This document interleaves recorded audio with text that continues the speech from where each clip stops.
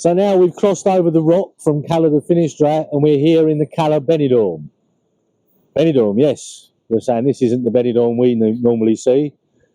This is Poniente Beach. This end of Poniente is known as the Cala. It's probably the best beach in Benidorm. Deep and around 1.2 kilometres long and goes right the way round to the bay where you can see right in the far end the rock that divides Poniente from the other side, which is Levante. This area you'll find some amazing properties. Here we have some that have just recently been finished, duplex style apartments with their own private pool, front line to the beach, and they'll get the sun every morning throughout the year. This is a different Benidorm. This is La Cala. So let's walk along, we'll see a little bit more and we can show you how the beach is and some of the amazing properties that can be found along the seafront in this particular part of Benidorm. This is not quite as busy, although in the summer you will find that all the apartments along the seafront here will be full with Spanish and international visitors. But as usual, everybody tries to be close to the sea. Children's play areas. Again, you've got volleyball nets, and in the peak season, in the corner by the rocks, there are pedalos you can take out onto the beach. This part of the promenade is very popular with the morning walkers. If you come down here at 9 o'clock, you'll see half of Benidorm going for their walk, and that's because it's flat all the way, and they know they're walking a kilometre one way and then a kilometre all the way back again. So this here's the Baden. This little beach bar has been here longer than I've been coming to Benidorm, which is 20 years. It's been refurbished, as you can see. It's where people come when they want to come off the beach to get some lunch. The food's really good, and you can get takeaway sandwiches, cold drinks, ice creams, everything. This is open probably until November. Every day and the weekends there's always people here using the facilities because it is, and that's why this beach is so different, the only bar on the seafront. Everything else here is private accommodation. So let's have a little walk along and we can see some of the amazing villas and frontline apartments that are here on the Cala Poniente beachfront. So we're coming along now to the next part of the Cala, and this is where you'll find some beachfront villas. Most people don't expect this in Benidorm. There's some beautiful detached villas overlooking the beach with their private swimming pools, private parking, and the views and the sun all the way through the year.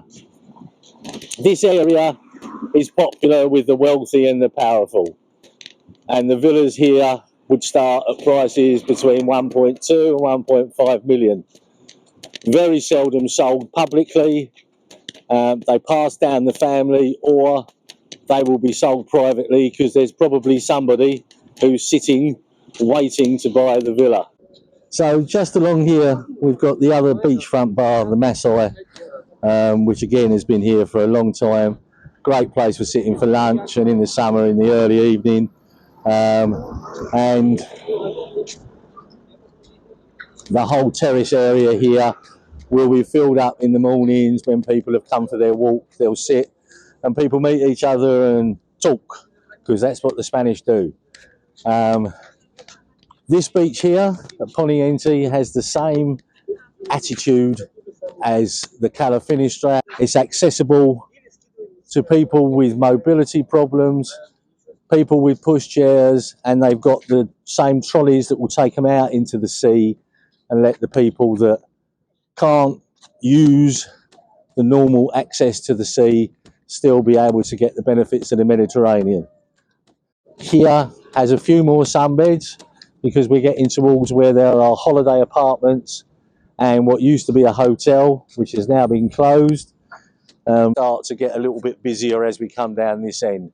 The view from here is still spectacular. You can see the whole of the Poniente going right the way round to Old Town. But again, you'll notice not so many high-rise as there are when you get into Newtown and the Levante area of Benidorm. Over here This has just been finished, the Delphin Tower. We have a rooftop indoor swimming pool, and also a infinity pool on the ground floor.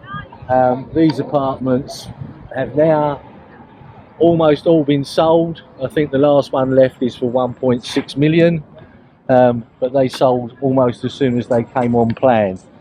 This area is very popular with the more wealthy that visit Benidorm and those that live here permanently. You can understand why, by the feel of it and the fact that you're in walking distance of everything, and there's a main bus service goes along this road, takes you straight into Benidorm. Now we've come to the end of La Cala Beach.